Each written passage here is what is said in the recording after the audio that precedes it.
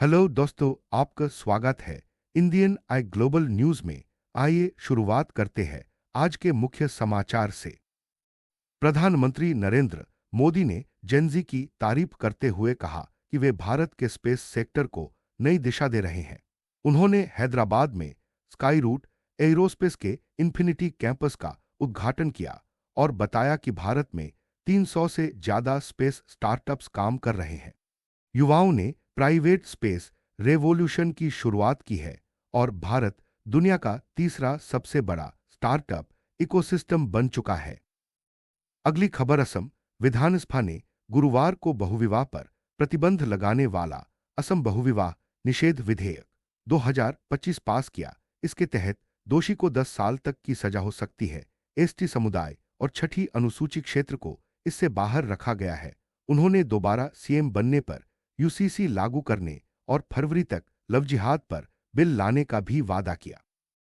अगली खबर। राष्ट्रपति द्रौपदी मुर्मू ने चाणक्य डिफेंस डायलॉग में कहा कि ऑपरेशन सिंदूर भारत की आतंकवादरोधी रणनीति का निर्णायक क्षण रहा। उन्होंने आगे कहा कि दुनिया ने भारत की सैन्य क्षमता और जिम्मेदार रुख को स्वीकार किया। अगली खबर। डब्ल्यूपीएल 2026 के लिए नीलामी में पहले मार्क की खिलाड़ियों की लिस्ट आई। कुल 8 खिलाड़ियों में से 7 पर बोली लगी। ऑस्ट्रेलियाई कप्तान एलिसा हीली अनसोल्ड रहीं। दीप्ति शर्मा महिला प्रीमियर लीग इतिहास की दूसरी सबसे महंगी खिलाड़ी बन गई हैं। अगली खबर। सुप्रीम कोर्ट ने कॉमेडियन समय रैना को दिव्यांगों के लिए विशेष शो करने का आदेश दिया है। रैना पर स्पाइनल मस्कुलर अट्रोफी से पीड़ित लोगों का मजाक उड़ाने का आरोप है। कोर्ट ने कहा कि पीड़ितों को पैसे नहीं, सम्मान की जरूरत है।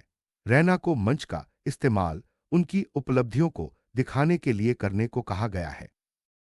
अगली खबर। जामनगर में स्थित वनतारा को संयुक्त राष्ट्र की संस्था साइट्स ने दुनिया का सर्वश्रेष्ठ वन्यजीव संरक्षण केंद्र बताया है। साइट्स की स्थायी समिति ने वनतारा के कानूनी, पारदर्शी और विज्ञानाधारित मॉडल की पुष्टि की है। सचिवालय की रिपोर्ट में वनतारा को आधुनिक बुनियादी ढांचे और उन्नत पशु चिकित्सा देखभाल वाला संस्थान बताया गया है। एसआईटी जांच में भी वनतारा को नियमों का पालन करने वाला पाया गया।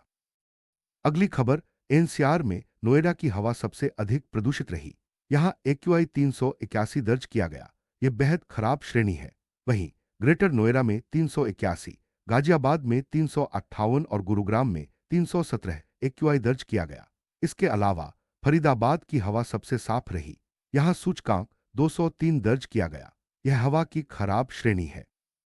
अगली खबर। बॉम्बे हाईकोर्ट ने मुंबई में हवा की खराब गुणवत्ता के मामले की सुनवाई करते हुए अधिकारियों को फटकारा और कहा कि इसके लिए इथियोपिया से आए ज्वालामुखी की राख को दोष न दे। कोर्ट ने आगे कहा कि महानगर में हवा की गुणवत्ता पहले से ही खराब रही है। अगली खबर। थाईलैंड में आई भीषण बाढ़ से मौतों का आंकड़ा 80 के पार पहुंच गया है। 12 प्रांत प्रभावित हुए हैं और करीब 30 लाख लोग संकट से जूझ रहे हैं।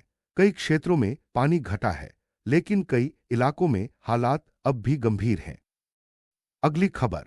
दियाला जेल प्रशासन ने सोशल मीडिया पर फैली इमरान खान की मौत और बीमारी की अफवाहों को खारिज करते हुए कहा कि वह पूरी तरह स्वस्थ हैं। खान अगस्त 2023 से जेल में बंद हैं, लेकिन परिवार को 6 सप्ताह से उनसे मिलने की अनुमति नहीं मिली है। पीटीआई ने सरकार से गृह मंत्रालय के बयान की मांग की है। अगली खबर। हयातनगर थाना क्षेत्र के गांव रसूलपुर धतरा के नजदीक गंगा एक्सप्रेसवे पर सब्जी से भरी पिकअप और ऑल्टो कार में आमने सामने से भिड़ंत हो गई। इसमें अमरोहा के आदमपुर निवासी रोहित की पत्नी रेणु, बेटा भास्कर, बेटी रिया, बहन देववती, भाभी गीता और साले किशन का बेटा कपिल की मौत हो गई। रोहित और उनका बड़ा बेटा जय गंभीर रूप से घायल हुए हैं। अगली खबर। भारत के ऑटोमोबाइल बाजार ने अक्टूबर 2025 में उल्लेखनीय वापसी की, जहां त्योहारों की मजबूत मांग, ग्रामीण क्षेत्रों में सुधार और जीएसटी 2.0 के लागू होने से उपभोक्ता विश्वास में तेज बढ़ोतरी देखने को मिली। अगली खबर। कर्नाटक कांग्रेस में कुर्सी को लेकर कलह खुलकर सामने आने के बाद पार्टी अध्यक्ष मल्लिकार्जुन खड़गे ने राज्य के प्रमुख नेताओं को दिल्ली बुलाया है। दिल्ली में होने वाली बैठक में मुख्यमंत्री पद के दावेदारों और वरिष्ठ नेताओं के बीच सुलह कराने का प्रयास किया जाएगा। पार्टी आलाकमान इस अंदरूनी कलह से चिंतित है।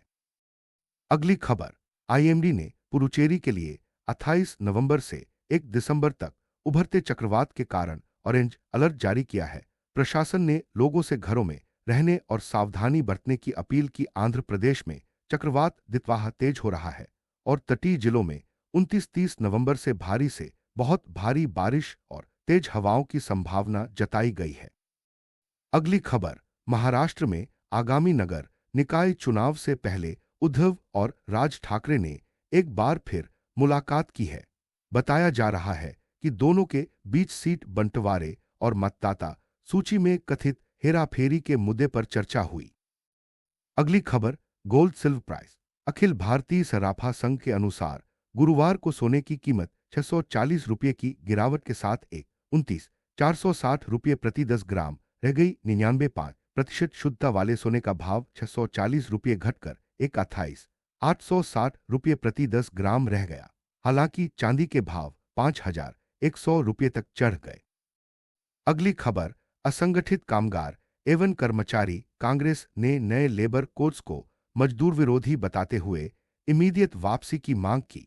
उदित राज ने कहा कि 44 करोड़ असंगठित मजदूर इन कोड से प्रभावित होंगे और हड़ताल का अधिकार भी खत्म हो जाएगा।